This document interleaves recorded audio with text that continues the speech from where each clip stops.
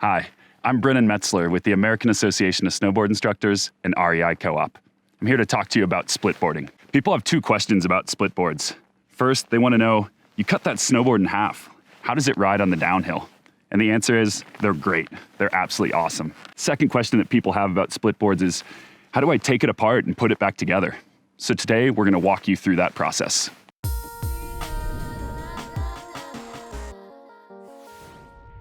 There's a few steps you're going to take to transition your snowboard from downhill mode in solid form into two skis in uphill mode to take you up the hill. As you practice these steps, they're going to become quicker and easy, and that way you're kind of keeping pace with all your partners. The first thing that we're going to do is take our bindings off our snowboard.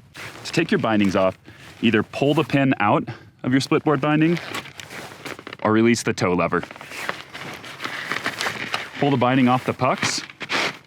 As you take your bindings off, be sure to adjust the forward lean for the amount that you like for the uphill. By taking away the forward lean, it's going to take a lot of the kind of weight off your legs and just make it easier to stride uphill.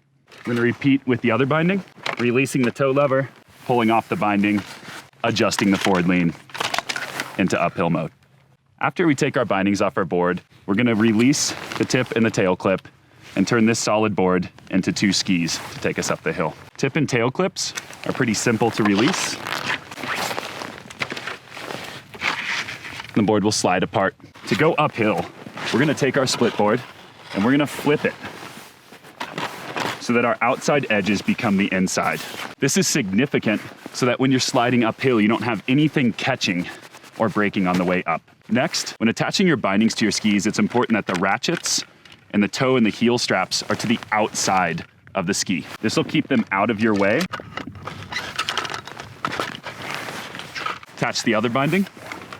Again, given a visual check to make sure that the ratchets, the straps are all to the outside. Once we have the skis separated and the bindings attached, it's time to put on our skins. Skins are designed to go on a specific ski, so be sure to match the shape of the skin to the shape of the ski. To attach your skin to the ski, start at the tip, attaching the skin, and pull the tail out, fastening the skin as you move down the ski. It's important that your skin is in the middle of the ski with equal amounts of edge showing on each side. Smooth the skin to the bottom of the ski and then attach the tail clip to fasten it. Fastening the tail clip pulls this part of the skin against the base and make sure that no snow gets inside the skin on the way up. We're going to repeat that with the other ski. Attaching the skin at the tip, making sure the skin is centered along the splitboard. Smoothing the skin out, and finally attaching the tail clip. Just got our splitboard skis on the right side. We got our bindings on. The skins are attached. To go uphill, we're going to step into our bindings.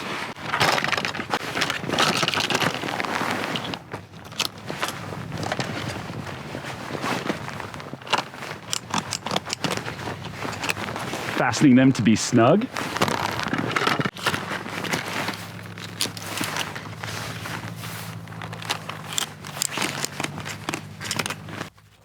We're going to extend our trekking or hiking poles to a comfortable length. Throw our pack on and we're ready to go.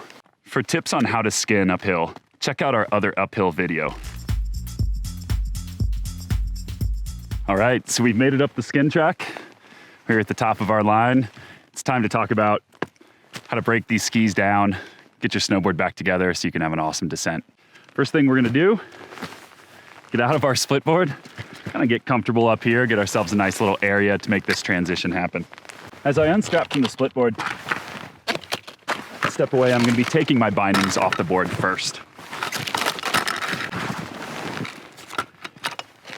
It's important, just like when we were transitioning at the bottom, to remember to adjust your forward lean.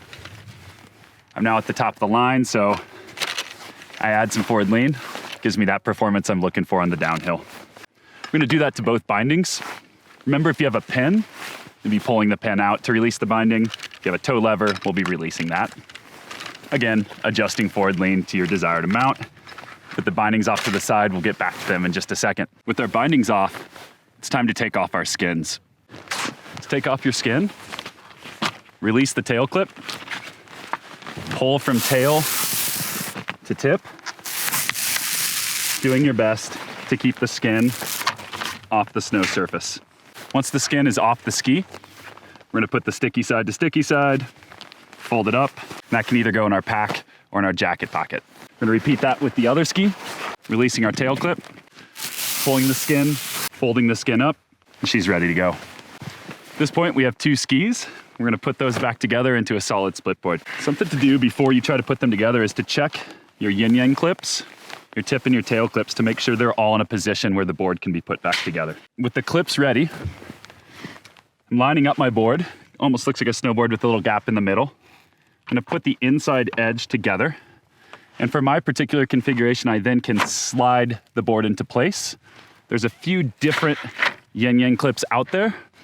Either way, the principles are the same, which is get the inside edge together, lock it into place, and then move on to the tip and the tail clips. I had some ice on the tip and tail clips, so it's important to clear that out of the way so that this will fasten. It has a nice lock to it when it's in place. Same thing on the tail. A little bit of snow in that clip, knock it out, no problem. Fasten that clip. Now my board is in solid mode. With the board back together, we have one final step, which is to put our bindings back on. Similar process to what we started the day with, just in reverse. We're gonna slide the base plate along the pucks, give it a little nudge into place, press down on the toe lever, and we're good to go. Again, if your binding has a pin system, you would slide the pin through, and that keeps that binding in place for the downhill. We're gonna repeat with the other binding. Give it a couple hits. Toe lever's good to go. Got a downhill snowboard. So while today it's pretty easy for me to slide my binding on and off these pucks, there are times when you've toured through actually like soft snow and powder, and it can kind of get on these pucks. If you have that happening, it's gonna be hard for this to slide over. One thing you can do before you put your binding on is you can just take your pole, just kind of clean around the pucks. If there's any snow on top or on the sides of them, because these grooves need to be available for the actual binding to slide across. So you can give that a check in case it's hard sometime for you to attach that binding. A couple final steps would be just collapsing the poles, putting them in the pack just so my hands are free and I can do what I want, and then stashing the skins in the pack as well. That way, all I'm thinking about are my turns. So we've worked through the steps of putting our split board into uphill mode, getting it into downhill mode, and it's gonna take you a little bit of time to be smooth with that. So practice this at home when it's nice and warm and comfortable. Practice this at your resort on a groomer. That way you're nice and efficient and smooth, so you're not holding up your partners, or if you're in some weather, it's easy for you. More than anything, I hope you have a great time split boarding and you get to enjoy turns that you can remember for the rest of your life. Thanks for joining us. You.